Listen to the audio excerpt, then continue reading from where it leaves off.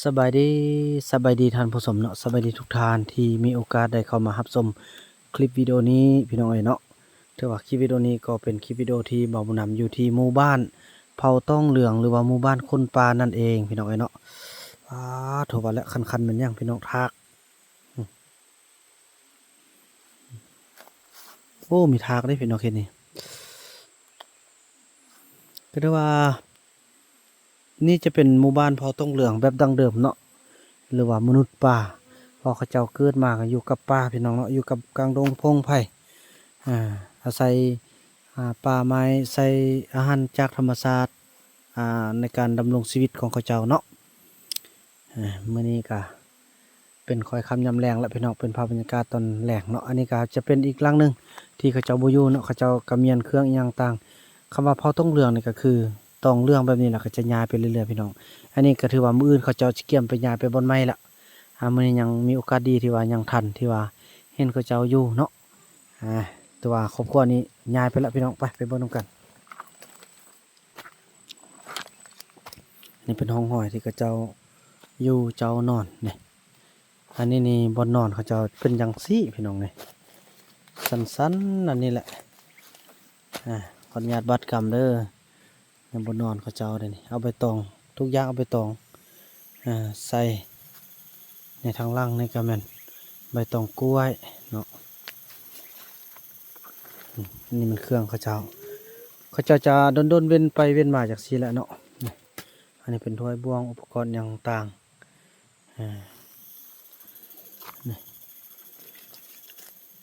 อันนี้เป็นเครื่องเนาะเครื่องก็คือว่าได้รับกันช่วยเหลือจาก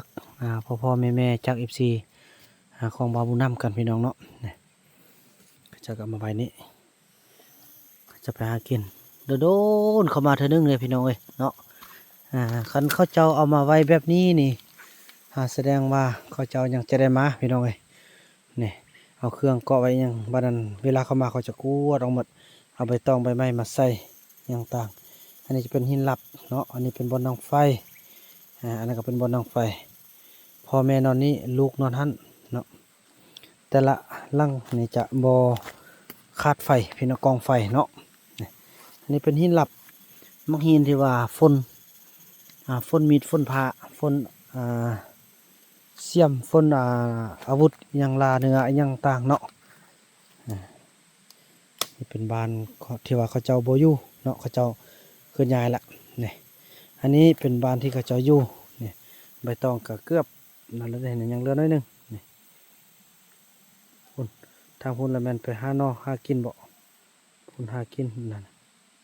พุ่นไปหากิน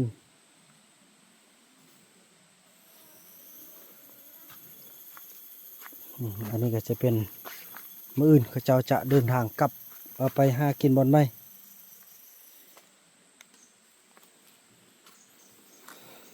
นี่เก่าแล้วเด้พี่น้องก็เริ่มก็นี่อยู่โดนพอสมควรเด้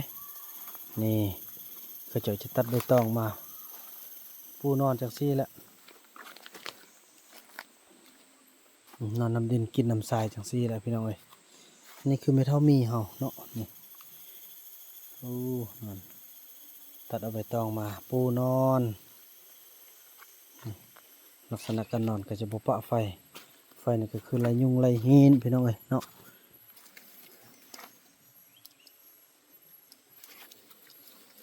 สีและการนอนทางทึงนี่ก็แม่นอีหยังอันนี้อาวุธเครื่องมือหากินเนาะเป็นอีแก็บ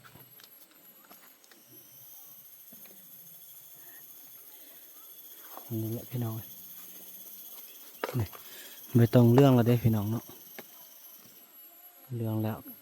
มื้ออื่นเขาจะย้ายแล้วเด้ย้ายไปหากินบอนไม้ละไปบัดนี้เฮาสิไปเบิ่งเฮือนหัวหน้าเผ่าเราอยู่ทางนี้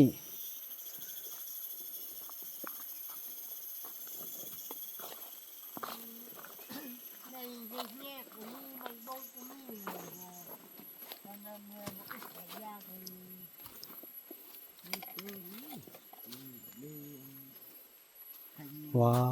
วเยอะแยะเลย อันนี้มันเสือกแหวเนาะเสือกแหวที่ทรายที่โอ้บกเสียงมันตายแล้ว ทรายที่ว่าเฮ็ดอันกับดักใส่หมูป่าเนาะ ดูปลา เขาเกี่ยมมื้ออนเขาเจ้าสิย้ายไปแล้วซะไปเลยเนี่ย ใช้แป้งอะไรมันนำใช้ไป อืม เขาใช้ไปที่บนทาง อืม ทางขึ้นกู้ กะสิถึกบ่ฮะโอ้โถกำลังต้มเนาะกำลังไปตาต้มกินเนาะลุงเนาะอืมนอเหี้ยพี่น้องเนาะเนี่ย นอไม่เหี้ยนออันไม่เหี้ยนอจะมีเหี้ยมัดเลยบ้องเทปนี่นะนี่เลยไม่ ต้มนี่จืดไว้เนาะ ต้มปอกลากเลยปอกต้ม อืม เบิ้งลูกสิปอกหั่นน่ะต้มปะเอียนทันเด ต้มสักกันเลยเอาอายงมาใส่ ซ ลู อก กไปสอกปะเอียน ซอกปลาเอียนละ มันไม่ปะเอียนมันยังเป็น บางวิธีก็จะปอกไปหน่อยเนาะขอเบิ่งนำเด้อขอเอาภาพบรรยากาศให้ทาง FC ได้เบิ่งนำได้เนาะนี่ปอกนอน ออันนอไม่เหี้ย นอไม่ พ เหี่ ลั ย งแก้เนาะแม่ คุณลุงออกคุณลุงออก มันบอกแก้ติดคือตอนนี้ คุณลุงแก้มัน แก้อยู่ยาวตัดได้นี่แก้น้อยนี่น้อย แก้ตัดตุ๊กตัดไปคือแม่นก กำลังต้มเป็นต้มเป็นต้ม เป็นนกบอกวันจะได้กินหน่อไม้ อืม ว่าซ้ำนี่ว่าแซ่บอัน อืม ซ้ำนี่ว่าบ่แซ่บ ซ้ำนี้พอดีแสบก็ซ้ำนี้นะ ซ้ำนี่ดีกว่าแซ่บ อืม กินกว่ามันหวานเด้หวานแม่นกบอก นั่น ว่า บอกแก้เหือเขาบองไม้กกไม้ต้นบอกแก้บ่ได้ออก อืม หักโนแม่แล้วตัด ตัดลีเชื่อไปเฮ้ยยายอินนก มันนั่นคนเรียกตาไปหึเมนกควา อืมครัวกินแซ่บๆเนาะ ไปหึเมนนั่นที่ช่องอันหักกินอี มันเจอจะออกกูบ่ออกคนแม่ ตักหน่อยเปลี่ยนเสียเป็นได้แหละตัดเอาหัวควา ไอ้ นี่ มัน เป็น เจอ เอา นี่ เนื้อ ว่าสิเอาว่าเป็นมือ แม่เอาควาเป็นเนื้อไปหึเมียอยู่บ้านนะ เขาไม่เลยลูกเขาไม่ละว่าอันแบบอีพ่อเป็นพ่ออันแม่นกนะหาพ่อเปไปหาเมียอยู่บ้านเด้ ลูกมุกตกใจมันบ่ เออเออ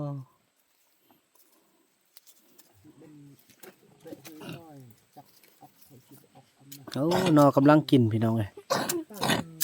โอ้อันนี้มันกอกผู้ใดลูกบ่พาสิบ่ถึกเนอะกอกผู้ใดเบิ่งอีพ่อเบิ่งจับเบิ่ง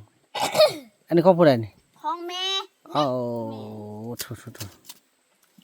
ยี่ของ ทอกทิ่มบ่เป็นหยังติมันพิษฮีทเขาติ ตอกทิมเลย ทุกทิ่มเลยเห็นบ่ว่าโทบนคาบนี่มันแบคทีเรียนี่ยะๆและใส่อันกล้องจุลทรรศน์ส่องเลยโทนี่ แป้งกอกตลอด นี่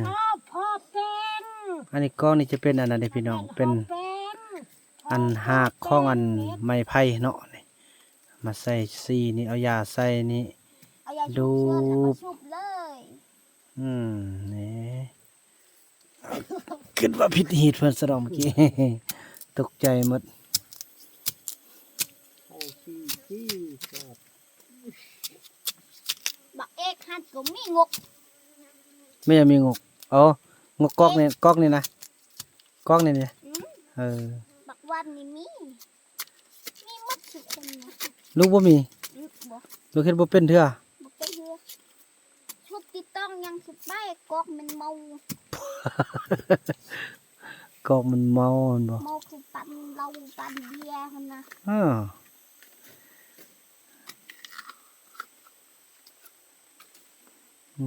ไหน จักหน่อยลูกสิไปชอกเอาไม่เด้อ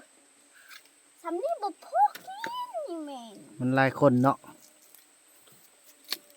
แค่เกิดมันคนมันตุ่มนี่ก็ได้นะนี่บ่มี น้องมุกมันจะไปซอกนอเติมพี่น้องเอ้ย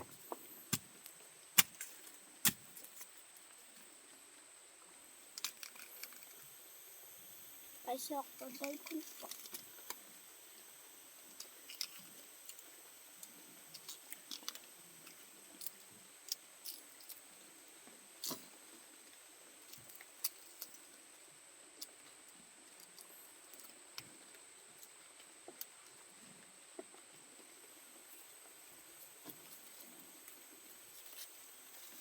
เรียบร้อยปอกนอสำเร็จสิต้มกินมื้อแลงนี่บ่ลูก จักมันแน่นะ เฮ้ยแม่เป็นผู้แกง แม่กินแมลงหนึ่งแม่ ต้มแมลงก็ได้ต้มปลานี่ก็ได้แล้วล่างช่วยต้มเอาเอาหม้อต้มหม้อเดี๋ยวเอามาแปะ เฮาสิต้มใส่หยังในคันบ่มีหม้อน่ะ แล้วเอาบัง สะบังเลย หม้อที่นี่ลืมแปะ พี่น้องอันนี้มันเอียน เออ ปลาไหล เอาลูกอันลูก แล้วก็ปลากั้ง เออไอ้นู่นที่หม้อมาต้มได้ดีกว่าก็ เอาหม้อลูกชายก็ได้ อืม ต้มก็ไปเอาหม้ออันล่างเด้ อืม